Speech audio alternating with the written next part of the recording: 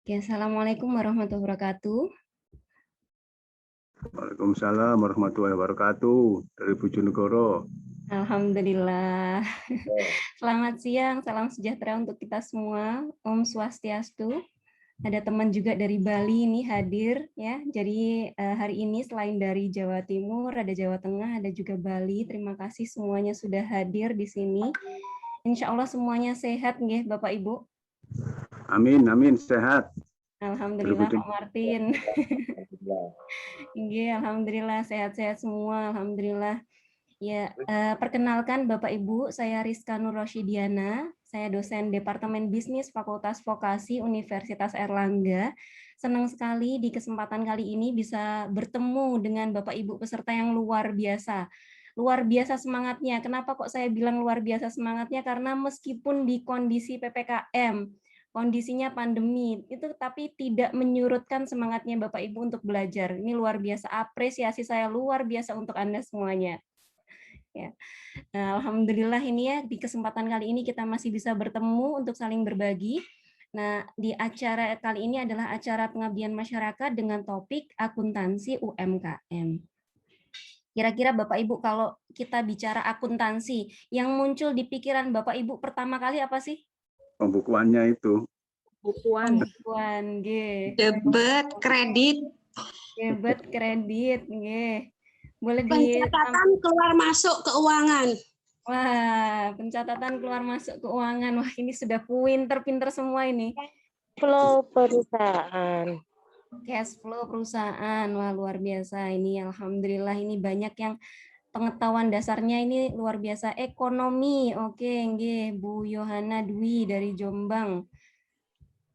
Pasti hitung keuangan ya, Bu Mintoro Wati ya, alhamdulillah ini ya.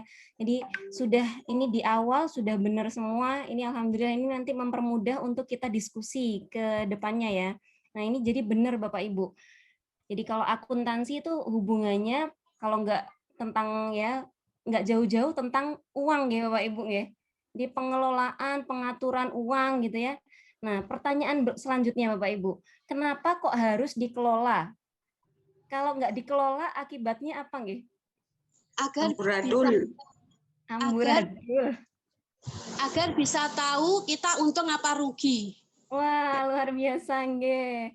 Agar tahu untung atau rugi. Kalau nggak dikelola. Iya, betul ya. Jadi memang betul nggih Bapak Ibu ya, kenapa kok harus dikelola itu memang karena ya kita biar bisa tahu untung atau rugi. Karena kalau nggak dikelola itu juga bisa ada dampaknya Bapak Ibu. Nah, kita lihat dari sini ada hasil survei ini dari Zap Finance di tahun 2021 ini.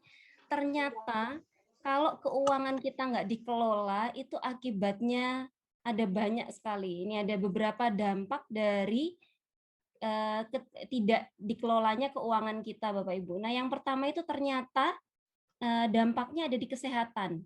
Nah, dampaknya kalau nggak dikelola keuangannya itu ada di kesehatan. Selain tadi sudah benar ya, memang tidak bisa tahu laba ruginya. Nah, kalau udah nggak tahu laba rugi, ini biasanya terus nanti berdampak ke kesehatan. Kira-kira setuju nggak nih? Berdampak ke kesehatan. Pernah nggak, Bu? Ngerasa pusing-pusing pas waktu... Setuju. Iya. Jadi sudah dikirim barangnya tapi belum dibayar gitu nggak ya, jadi pusing kepalanya. Wah ini gimana ini piutangnya nggak dibayar-bayar sama pelanggan, pusing-pusing kepalanya. Atau demam pas waktu tahu utang di bank akan jatuh tempo ya. Ternyata uangnya sudah habis dipakai untuk beli barang dagangan. Jadi memang dampak permasalahannya ini ada di kesehatan yang pertama ini. Kebanyakan seperti itu. Nah, ini setuju nggih? Ya. Oke, ini sambil lihat di chatnya ini ya. Kemudian yang kedua ini ternyata setelah kesehatan tuh ada hubungan keluarga dengan pasangan, dengan anak, dengan saudara. Sudah ngerasa jualannya banyak, tapi ternyata pas waktu mau pulaan uangnya nggak ada. Pada kemana? Ke bakul goreng. Andok ya. Setelah beli barang dagangan, Andok sama temen-temennya nggak sengaja ini ternyata kok banyak ini yang dipakai buat beli gorengan, ya belanja lapar mata. Nah itu akhirnya pas waktu mau beli susunya anak, uangnya sudah habis. Hubungan sama keluarga, sama anak, jadinya berantakan. Ya, waktu lagi bingung uangnya pada kemana, anaknya datang minta nangis-nangis minta dibelikan mainan. Wah, jadinya ya ini produktivitas dalam bekerja juga akhirnya juga turun ya Bapak Ibu ya. Akhirnya ya kalau nggak malah tambah semangat cari uang lebih banyak lagi, akhirnya malah yang dampak yang berikutnya ini males-malesan. Udah pusing ini ngurusin bisnis, udah berhenti dulu aja. Ya. Nah, ini semoga tidak terjadi ya dengan Bapak Ibu karena memang di sini kita tujuannya adalah untuk belajar bagaimana mengelola keuangan dengan baik sehingga kita tahu seperti yang tadi disampaikan Bapak Ibu. Kita tahu laba ruginya tuh sebenarnya berapa, yang boleh dipakai itu berapa. Nah, ini menyebabkan perselisihan antar keluarga ya. Memang betul ya ini ya. Nah, kalau dipakai uangnya dipakai labanya ternyata habis dipakai buat bakso sama madam. Iya, ini Mbak Yuni ya. Jadi memang harus kita atur betul bagaimana nanti bisa dipakai untuk pengembangan usaha. Kemudian kalau begitu gimana cara mengelolanya? Nah, ini ada beberapa caranya Bapak Ibu untuk mengelola keuangan itu banyak caranya. Nah, yang pertama dan paling utama, ini mohon diperhatikan ya Bapak Ibu. Jadi kita harus memisahkan rekening usaha dengan rekening pribadi. Ini yang harus kita lakukan. Kalau Bapak Ibu belum memisahkan antara rekening pribadi dengan rekening usaha, akan sangat mungkin uang itu habis untuk kepentingan pribadi. Ya. Jadi kalau kita sudah pisahkan antara rekening pribadi dengan rekening usaha, jadi kita akan tahu semua pendapatan dari penjualan atau misalnya dapat hibah dari pemerintah, bantuan dari pemerintah, kita masukkannya ke rekening usaha. Ya. Jadi kalau dapat hasil penjualan atau dapat bantuan dari pemerintah, jangan dimasukkan ke rekening pribadi, masukkannya ke rekening usaha. Kalau ada pengeluaran, misalnya listrik, air, telepon, ya, iklan, kalau mau naruh iklan misalnya, itu diambilnya juga dari rekening usaha, ya. Ya, alhamdulillah Bu Mintorowati sampun dipisahkan ya, alhamdulillah ini bagus, jadi sudah on the track ya. Nah, terus kalau pertanyaannya lah, terus yang dimasukin ke rekening pribadi apa dong Bu gitu ya? Kalau semuanya hasil penjualan kemudian dari pemerintah sudah harus dimasukin ke rekening usaha. Nah, yang dimasukin ke rekening pribadi adalah keuntungannya Bapak Ibu dan juga gaji ya, betul. Rekening pribadi adalah gaji kita sendiri, betul ya. Jadi yang memang yang kedua ya, kalau mau mengelola keuangan jangan lupa menggaji diri sendiri ya Bapak Ibu. Jadi jangan lupa diambil itu sebagian dari hasil keuntungannya untuk secara reguler Bapak Ibu ambil untuk menggaji diri sendiri. Ternyata masih lebih labanya, boleh nanti kita ambil dalam bentuk dividen ya. Boleh itu untuk keuntungan ya. Ini alhamdulillah Bu Sylvia Meris nih, Bu Meris sudah terpisah antara keuangan usaha dan pribadi ya. Itu memang yang paling utama nih Bapak Ibu. Jadi usahakan untuk membuat rekening terpisah sehingga bisa dibedakan betul berapa laba dari usaha, berapa yang boleh digunakan untuk kepentingan pribadi ya. Jadi kepentingan pribadi ya dapatnya dari gaji ya. Jangan sampai kita susah payah buat usaha tapi kita nggak menikmati hasilnya ya. Di selain gaji saat usaha kita punya keuntungan kita juga boleh ambil dividen ya. Selain gaji bisa ada tambahan. Ternyata kok keuntungannya lebih besar ya. Boleh kita ambil sedikit untuk diri kita sendiri ya selain gaji. Nah, kalau gaji sama dividen itu boleh masuk rekening pribadi. Nah, contoh pengeluaran pribadi ini banyak ya Bapak Ibu ya, nggak perlu dicontohkan. Ada banyak ya, ada untuk makan, ada untuk pulsa, untuk diapers ya, untuk susu anak. Ini ada apalagi nih yang di chat untuk beli gombal. Iya untuk beli baju ya, untuk beli baju itu terutama juga itu untuk pengeluaran pribadi. Jadi ambilnya nggak boleh dari rekening usaha, ambilnya dari rekening pribadi. Di ini alhamdulillah saya sudah melihat di sini ada cukup banyak yang memisahkan antara rekening pribadi dengan yang rekening usaha. Kira-kira Bapak Ibu yang lainnya sudah dipisahkan antara rekening pribadi dengan rekening usaha nggih? Juga Sudah. termasuk buat listrik, Belum. untuk sewa rumah kita hitung juga. Alhamdulillah, nggih. Saya senang dengarnya, nggih. Alhamdulillah ini sudah memisahkan antara rekening pribadi dengan rekening usaha. Jadi tadi juga sudah menggaji diri sendiri, nggih. Kalau bayar Ya. cicilan ambil dari rekening pribadi atau usaha. Nah, tergantung cicilannya ini cicilan untuk apa. Kalau cicilannya untuk peralatan ya atau untuk mesin yang untuk memproduksi ya, nah itu ambilnya dari rekening usaha. Tapi kalau cicilan rumah, kira-kira ambilnya dari mana, nggih? Itu Kalau cicilan rumah hasilnya dari pribadi atau usaha? usaha. Dari Kan usaha. masuk. Iya, Soalnya usahanya dilakukan di rumah, nggih, Pak iya, Mardin. Nah, iya. ya kalau gitu boleh. Jadi usahanya dilakukan di rumah ya, monggo. Cicilan rumah dari kantong suami. Iya. Pusing ini Pak Martin ini ya Pak. Dari kantong suami Pak katanya Bu Mintorowati. Oke, ya ini alhamdulillah udah dipisahkan ya. Jadi kalau silahkan dilihat Bapak Ibu, kalau cicilannya merupakan cicilan yang membantu mengembangkan usaha, jadi silahkan diambil dari rekening usaha. Tapi kalau itu cicilan motor untuk anak misalnya, kan nggak untuk usaha nggih.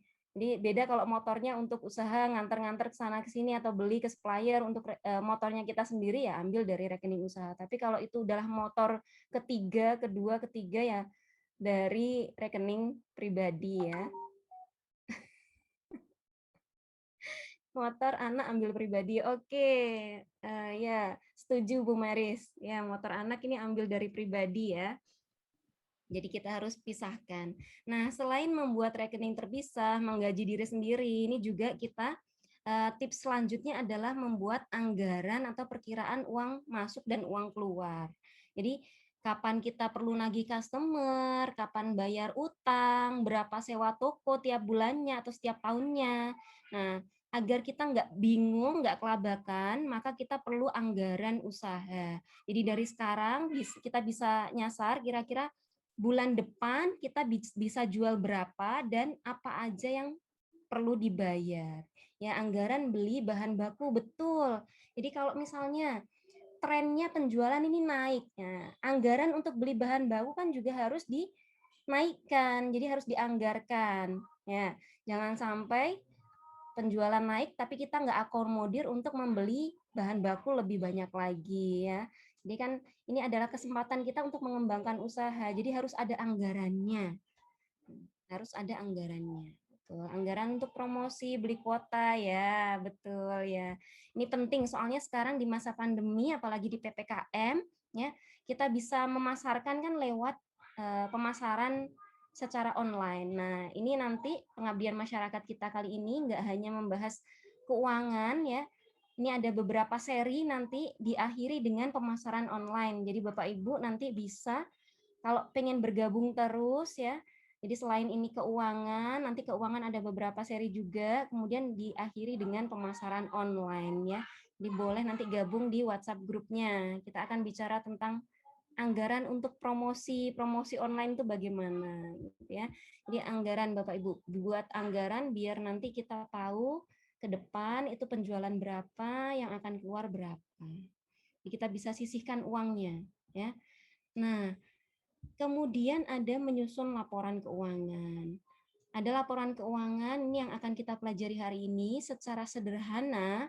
Kalau belum mengenal dengan laporan keuangan, secara sederhana sudah kita bisa mencatat penerimaan dan pengeluaran kas. Berapa yang diterima, berapa yang dikeluarkan, itu minimal yang harus dipunyai, nggih Bapak Ibu nggih. Jadi jangan sama sekali nggak ada pencatatan. Jadi minimal kalau belum bisa buat laporan keuangan, harus ada laporan penerimaan dan pengeluaran kas secara berkala setiap bulan atau secara periodik ya. biasanya kan bulanan atau mingguan ya. Jangan sampai 3 bulanan nanti kelamaan lupa nggih. Nyatatnya itu harus berkala nggih Bapak Ibu. Nah, tapi kalau cuman penerimaan dan pengeluaran kas seperti yang tadi disampaikan sama Mas Nurul ya, sama Pak Nurul, ini belum sesuai dengan SAK EMKM. Jadi ada standarnya. Ternyata di Indonesia itu ada standarnya Bapak Ibu.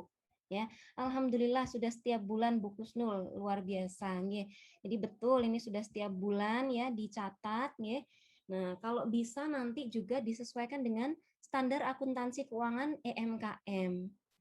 Nah, nanti kita akan bahas laporan apa saja yang perlu dipunya oleh UMKM untuk mencatat aset kita, hutang kita, modal kita, pendapatan, sama beban. Ya, kenapa kok perlu dicatat? Nah, karena nantinya saat kita perlu memperluas usaha, kita bisa pakai datanya untuk mengambil keputusan. Kira-kira udah waktunya belum ya buka cabang, gitu ya?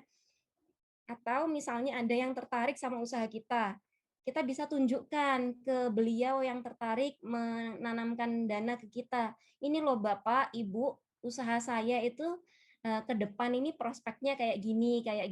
Ya. Jadi kita bisa tunjukkan laporan keuangan ini. Jadi penting ya Bapak Ibu nggih untuk memiliki laporan keuangan.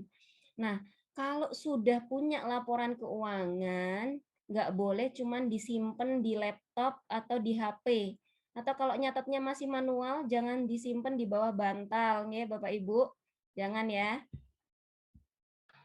Alhamdulillah Emping Garut Rafflesia sudah ada pencatatan keuangan tiap bulan. Alhamdulillah. Nah, kalau sudah ada pencatatan keuangan, dicatat di buku kas folio boleh.